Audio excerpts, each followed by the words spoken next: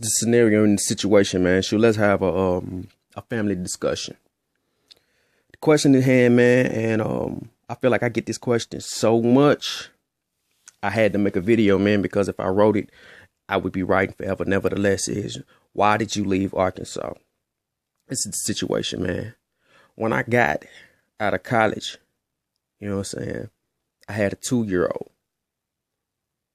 A 2-year-old. I had to move back in with my parents. You know what I'm saying? As a man, I take a lot of pride in being able to take care of my people. You know what I'm saying? A lot of times I try to avoid the word pride because I feel like pride is detrimental to a lot of operations. But nevertheless, you know what I'm saying? Let's just say, for lack of a better term, I take a lot of responsibility in being able to take care of not only myself, but my people. You know what I'm saying? And for me, a grown man, to have to move back in with my parents, you know what I'm saying? Shoot, that, it bothered me a whole lot as a man. And just dealing with that inside, man, and coming home and not being able to find a job, but having a college degree that I went up here and I wasn't one of the people that got out in 3 years. It took me 5 years to get my degree. Let's keep it 100. And not to be able to find a job after 5 years of going to college, man. And I'm not talking about just putting in a couple of applications. I mean, every day putting in applications online, every day going out looking for a job and just finding nothing. Man, as a man, that bothered me, you know what I'm saying? Plus, I'm in my parents' house and I'm taken away from their financial situation. But nevertheless, you know what I'm saying? It almost drove me crazy. Like, people talk about going crazy, but it almost literally, mentally drove me crazy. You know what I'm saying? To the point that it was about 4 o'clock in the morning, man. Shoot, I packed up all my stuff, packed up my baby girl, and we hit the road.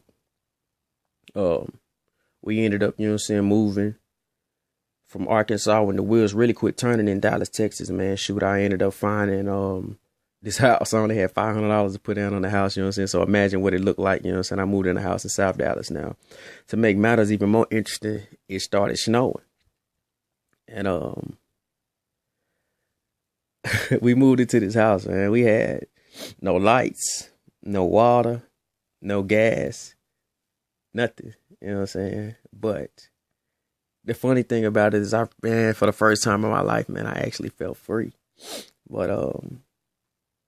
to move the story along, man, shoot, I ended up, you know, getting out and doing my thing or whatever, making money or whatever, you know, how I was getting it out in the streets or whatever, you know what I'm saying? Not necessarily, when I say out in the streets, not necessarily in a negative way, out doing things detrimental to the community, man. I was out selling beats. I was doing studio time, man, just whatever I could, man. I was working jobs. I was doing whatever I could, you know what I'm saying, to get on my feet. But, man, the beautiful thing, what I love, you know what I'm saying, shoot, about the Texas setup, man, what people don't understand is where I come from. It ain't no such thing as being able to work your records through the clubs and the DJ spinning your record and stuff like that at the time. It wasn't no such thing as that. It was, if you wasn't on MTV, BET, or the radio, they wasn't playing your songs. Period, the end. Versus, fast forward, I moved to Texas and y'all have a complete underground music scene. Like, this is like the most beautiful thing in the world, man. I walk into any club in Dallas and it's 10 local niggas in full rotation. I'm talking about, you got the Fat Pimps, the Lil Runnies, the T Cash, the Young Nation. You can name 20 artists that's in every club. And I'm talking about, these niggas live up the street. That was like hope to me. I'd never seen anything like that. So that's what drew me to Texas so much. You know what I'm saying? Like, oh, I just fell in love with this place, man. I really, to be honest with you, was just so fed up with all the hatred and everybody fighting and people acting like it's one pot of gold to get to, and everybody just scrapping and fighting one another back home, that I was just like, man, shit, the hell with Arkansas. I can keep that shit. You know what I'm saying? I mean, whatever. I'm straight. You know what I'm saying? Shit, I rep Texas, man. Shoot, Texas gave me a home. Texas gave me a platform. I rep Texas. That was until I took a trip back home. I mean, it's like I hadn't counted out my support system, far as my fans, because I got a lot of fans in Arkansas. But far as just the music scene, I was like, man, the hell with that shit. They can have that shit. So I took it to, you know what I'm saying, Kane from 92. You know what I'm saying? He brought me out for a meet and greet. It was supposed to be for a radio interview and a meet and greet, man. And it was the craziest thing, you know what I'm saying, happened. I ended up running into when I got to the studio, you know what I'm saying, and I walked in the studio, man, I'll never forget. Man, it was a cat with a camera named Smooth the Dude. As I walked in, you know what I'm saying, shoot, I seen a guy to my right. I said, what's up, I'm akprime, you know what I'm saying? I introduced myself, you know what I'm saying? It's like, yeah, I know who you is. I know your manager. I'm like, nigga know my manager? I'm like, that's what's up. That nigga pulls a CD out his back pocket and points to number 13 on that CD. I'll never forget this. And Smooth the Dude walked up with his camera and zoomed in and read it. You know what I'm saying? It said akprime parking lot. I was left speechless at that moment. This was like the first time that I had ever experienced in my life, you know what I'm saying? Shoot, an entrepreneur from Arkansas in the music game support another nigga that he didn't know in Arkansas. Man, this was like, at that moment, like, man, this like represented growth to me. I don't know, man. Like, I was just speechless, man.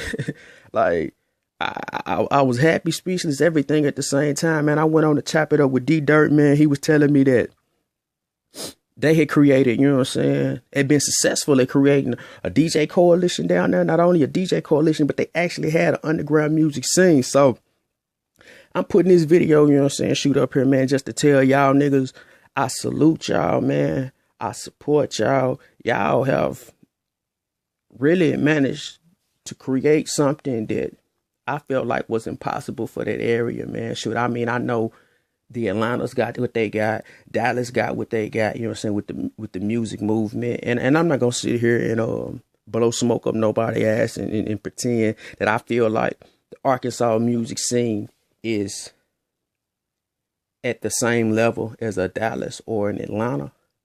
But I feel like y'all damn show down there making steps in the right direction, man. Shit, like I said, shoot, I support you, man. Shoot, anything I can do to help to move this thing forward, you know what I'm saying, straight up. I've been repping Arkansas, but it's been mainly because of my fan or my support system. I don't like to say fans, you know what I'm saying, because I feel like, you know what I'm saying, that they support me like family members out there. I mean, shoot, it's crazy when we look at my online analytics, just the amount of support that I get from that Arkansas area, man. But far as inside of the musical industry, man, shit, y'all got my support, man. akprime, y'all got my support, man. I'm riding with y'all. Y'all done showed me something I thought that could never happen down there, man. And really, I'm proud of it, man. So I'm putting this video up, man, shoot, just to really let y'all know, man, that I'm proud of y'all and I salute y'all, man. akprime, the definition of grind, the hottest beats around. Arkansas made, Texas paid. I'm out. Salute.